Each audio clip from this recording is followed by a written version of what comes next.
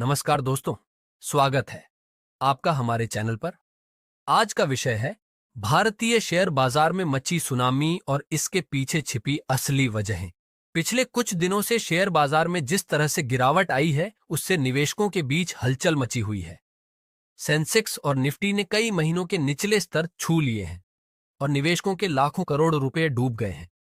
आप में से बहुत से लोग सोच रहे होंगे, आखिर ये गिरावट क्यों हो रही है? क्या बाजार फिर से उठेगा या और गिरेगा? इन सारे सवालों का जवाब मिलेगा आपको इस वीडियो में।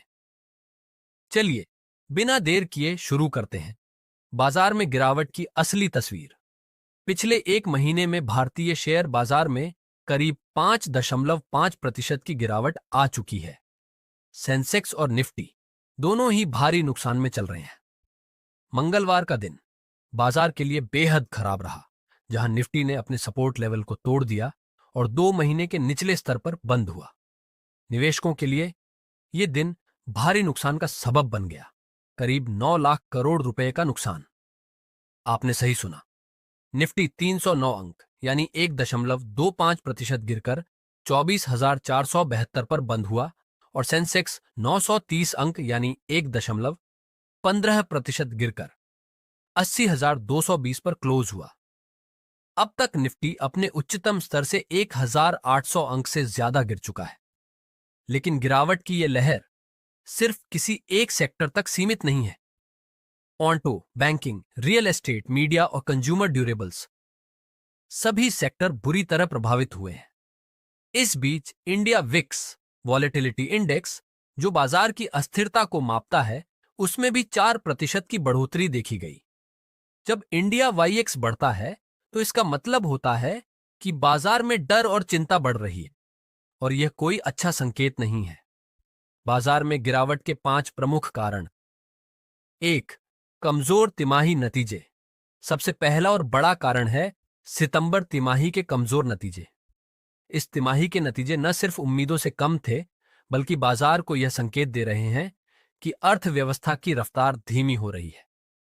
यह तिमाही पिछले 4 सालों की सबसे खराब तिमाही रही है। खासकर कंज्यूमर सेक्टर में मांग में भारी कमी आई है।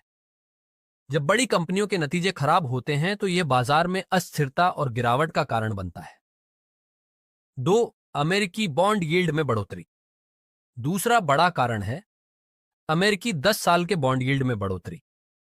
जब बॉन्ड यील्ड बढ़ता है तो इसका मतलब होता है कि कर्ज महंगा हो रहा है और शेयर बाजार की जगह निवेशक बॉन्ड जैसे सुरक्षित विकल्पों की तरफ जाने लगते हैं। इस बार बॉन्ड यील्ड 4.21% के ऊपर पहुंच गया है और इससे बाजार में बिकवाली का माहौल बन गया है। इससे न सिर्फ अमेरिकी बाजार प्रभावित हुआ है, बल्कि इसका सीधा असर भारतीय बाजार पर भी पड़ा है। 3. विदेशी निवेशकों की लगातार बिकवाली। तीसरा कारण है विदेशी निवेशकों की भारी बिकवाली। विदेशी निवेशक लगातार भारतीय शेयर बाजार से अपना पैसा निकाल रहे हैं। अक्टूबर में अब तक विदेशी निवेशकों ने 88,824 करोड़ रुपए की बिकवाली की है। यह सिर्फ एक महीने में सबसे ज्यादा बिकवाली में से एक है, जिससे बाजार पर जबरदस्त दबाव बन गया है। जब विदेशी निवेशक पैसा निकालते हैं तो यह भारतीय बाजार के लिए एक बड़ा नेगेटिव संकेत होता है। 4. महंगे वैल्यूएशन। चौथा कारण है भारतीय बाजार के महंगे वैल्यूएशन। बाजार की कीमतें अब इतनी ज्यादा हो गई हैं कि फंड मैनेजर्स और बड़े निवेशक शेयरों को महंगा मान रहे हैं। 100 के PE price to earnings ratio पर अब निवेशक पैसा लगाने से बच रहे हैं। जब वैल्यूएशन महंगे होते हैं तो निवेशक अपने पैसे को होल्ड करने लगते हैं और बाजार में गिरावट का खतरा बढ़ जाता है। 5. वैश्विक बाजारों में कमजोरी। पांचवा और अंतिम बड़ा कारण है वैश्विक बाजारों में आई कमजोरी। अमेरिकी बाजारों की कमजोर शुरुआत, MSCI ऑल वर्ल्ड इंडेक्स में गिरावट और जापान के निक्केई इंडेक्स में 1.5 से ज्यादा की गिरावट ने भारतीय बाजार पर भी बुरा असर डाला है। जब वैश्विक बाजारों से अच्छे संकेत नहीं मिलते तो यह भारतीय बाजार में निवेशकों की धारणा को और कमजोर कर देता है। आगे क्या हो सकता है? अब सवाल यह उठता है कि आगे क्या होगा? क्या बाजार में सुधार आएगा या गिरावट का यह दौर जारी रहेगा? बाजार में गिरावट की वजह से निवेशकों का भरोसा थोड़ा कमजोर जरूर हुआ है, लेकिन बाजार के जानकार मानते हैं कि लंबी अवधि के निवेशकों के लिए यह एक अवसर हो सकता है।